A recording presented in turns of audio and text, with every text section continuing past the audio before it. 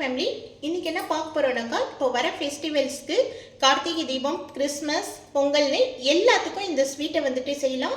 மக்கானாவை வச்சு நம்ம வந்துட்டு ஹெல்த்தியான ஸ்வீட் தான் நம்ம செய்ய போகிறோம். வாங்க இப்போ ப்ரிப்பரேஷன் பார்ப்போம். ஃப்ரெண்ட்ஸ், கரல் குக்கர் வச்சுட்டேன். இப்போ நம்ம ஃபஸ்ட்டு மக்கானாவை போட்டு கீழ ரோஸ்ட் பண்ணிக்குவோம்.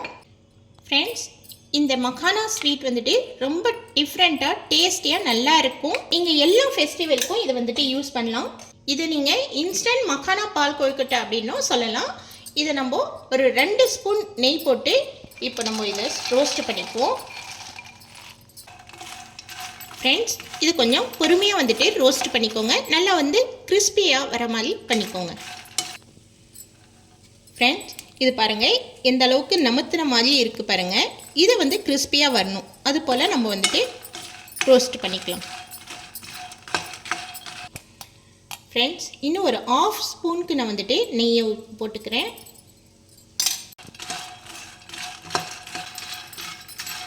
ஃப்ரெண்ட்ஸ், இப்போது ரோஸ்ட் ஆகிடுச்சான்னு நம்ம பார்ப்போம். பாருங்கள், சவுண்ட் வருது.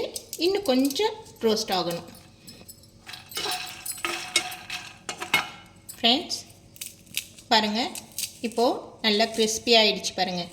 இது போல் கிறிஸ்பி ஆகணும்.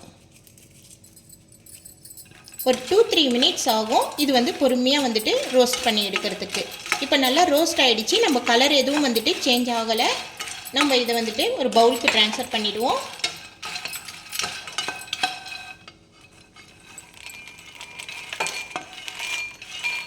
ஃப்ரெண்ட்ஸ், ஒரு சாஸ்பேன் வச்சுக்கிட்டேன். இதில் நம்ம வந்துட்டு வெல்லத்தை போட்டுக்குவோம். அளவுகள் எல்லாமே உங்களுக்கு தேவையான அளவுக்கு தான் நீங்கள் போட போகிறீங்க. நான் வந்துட்டு ஒரு 3/4 கப் அளவுக்கு வந்துட்டு வெல்லத்தை எடுத்துருக்கிறேன். இதை முழுகிற அளவுக்கு நம்ம வந்துட்டு தண்ணியை ஊற்றிக்குவோம். ஃப்ரெண்ட்ஸ், இது வந்து கொஞ்சம் வெல்லம் எல்லாமே கரைஞ்ச பின்னாடி நம்ம வந்துட்டு வடிகட்டிக்க போகிறோம். ஃப்ரெண்ட்ஸ், இது கரையட்டும். அது வரைக்கும் நம்ம இந்த மக்கானாவை கொஞ்சமாக வந்துட்டு மிக்சியில் போட்டு இதை நம்ம பவுடர் பண்ணி எடுத்துக்குவோம்.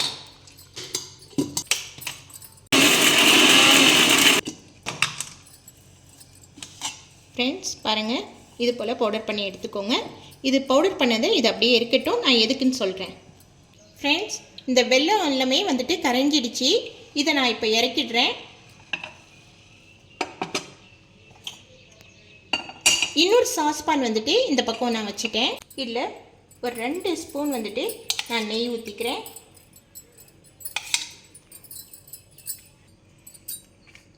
முந்திரி வேணுன்ற அளவுக்கு முந்திரியை போட்டுக்கோங்க. இது கொஞ்சம் லேசாக வறுபடட்டும். நெக்ஸ்ட்டு பிளாக் ட்ரை கிரேப்ஸ் எடுத்துருக்கிறேன். நீங்கள் நார்மலான கிஸ்மிஸ் பழமும் எடுத்துக்கலாம். நான் எப்போவுமே வந்துட்டு பிளாக் ட்ரை கிரேப்ஸ் தான் நான் மோஸ்ட்லி யூஸ் பண்ணுவேன். அதனால் நான் பிளாக் ட்ரை கிரேப்ஸ் போடுறேன். இப்போது இது கொஞ்சமாக நான் போட்டுக்கிட்டேன். பாருங்கள், இந்த அளவுக்கு போட்டுக்கிட்டேன் நான். இதையும் சேர்த்து லேசாக வறுத்துக்கோங்க. ஃப்ரெண்ட்ஸ், இதிலேருந்து நான் கொஞ்சமாக வந்துட்டு எடுத்து ஒரு பவுலில் வச்சுக்கிறேன்.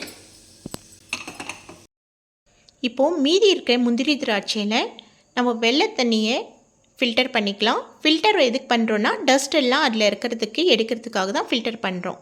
நான் ஆல்ரெடி வந்துட்டு கேஷ்யூ மக்கானா கிரேவி வந்துட்டு கொடுத்துருக்குறேன். அந்த கேஷ்யூ மக்கானா கிரேவியும் சூப்பராக இருக்கும். அது வந்து நான் என் ஸ்க்ரீனில் கொடுக்குறேன். கண்டிப்பாக வந்துட்டு அந்த வீடியோ பார்க்காதவங்க அந்த லிங்க்கை வந்து கிளிக் பண்ணி பாருங்கள். இப்போது இது எல்லாமே சேர்ந்த மாதிரி நல்லா கொதிக்கணும். ஒரு 2-3 நிமிஷம் நல்லா கொதிக்கணும். இதுக்கு பாகுபதெல்லாம் எதுவுமே இல்லை. இது வந்து பச்சை ஸ்மெல் போகிற அளவுக்கு நல்லா கொதிச்சதுனாக்கா போதும். ஃப்ரெண்ட்ஸ், இனிமேல் நீங்கள் வந்துட்டு கொஞ்சம் கவனமாக நோட் பண்ணுங்கள். இதை நம்ம நல்லா கொதித்த பின்னாடி நம்ம ஆஃப் பண்ணிவிட்டு தான் நம்ம இனிமேல் போட போகிற எல்லா பொருட்களுமே உடனே போடணும்.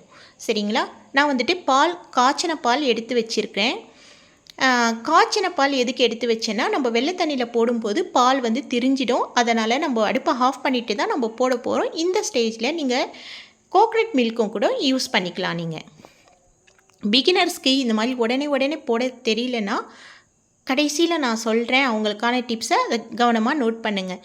இப்போது உடனே நம்ம வந்துட்டு மக்கானா ரோஸ்ட் பண்ணி வச்சுருக்கோம் இல்லைங்களா, அதை வந்துட்டு உடனே நம்ம போட்டுடணும். பால் போட்ட உடனே. நெக்ஸ்ட்டு வந்துட்டு நம்ம மக்கானா பவுடர் வந்துட்டு மிக்சியில் போட்டு அரைச்சி வச்சுருக்கோம் இல்லைங்களா, அதையும் வந்துட்டு போட்டுக்கணும். இது எதுக்கு போடுறோன்னாக்கா, நம்ம பால் கொழுக்கட்டை வந்துட்டு நல்லா சேர்ந்த மாதிரி டெக்ஸ்சர் இருக்கும் இல்லைங்களா, அந்த டெக்ஸ்சரை இது கொடுக்கறதுக்காக தான் நம்ம வந்துட்டு இந்த பவுடரை போடுறோம். நான் கவனமாக நோட் பண்ணுங்கள். பிகினர்ஸ்க்காக இது உடனே போட தெரியலனா நான் உங்களுக்கு கண்டிப்பாக டிப்ஸு சொல்கிறேன், நோட் பண்ணிக்கோங்க. நெக்ஸ்ட்டு தேங்காய் துருவல் துருக்கி வச்சுருக்கேன். அதை நம்ம இது மேலே அப்படி தூவி விட்டுக்கலாம். இதையும் சேர்த்து நெக்ஸ்ட்டு ஏலக்காய் தூள் எடுத்து வச்சுருக்கேன், அதையும் சேர்த்து இப்போ எல்லாமே சேர்த்து மிக்ஸ் பண்ணிக்கோங்க. இது நல்லா ஊறி நல்லா டேஸ்ட்டு சூப்பராக இருக்கும். இந்த ஸ்டேஜில் உங்களுக்கு ஸ்வீட் பத்தலைனாலும் நாட்டு சர்க்கரையை கலந்துக்கலாம் நீங்கள். இப்போது நம்மளுடைய சூப்பரான இன்ஸ்டன்ட் மக்கானா பால் கொழுக்கட்டை சூப்பராக ரெடி ஆகிடுச்சு. நான் பிகினர்ஸ்க்காக ஒரு டிப்ஸு சொல்கிறேன்னு சொன்னேன் இல்லைங்களா, நீங்கள் பால் போடுறதுக்கு முன்னாடியே நான் சொன்ன அத்தனை பொருட்களுமே நீங்கள் வெள்ளை தண்ணியிலே போட்டுட்டு கடைசியாக நீங்கள் பால் போட்டு இறக்கிக்கலாம். சரிங்களா? பால் தெரியாமல் இருக்கணும்னா அந்த மாதிரி டிப்ஸை நீங்கள் யூஸ் பண்ணிக்கோங்க.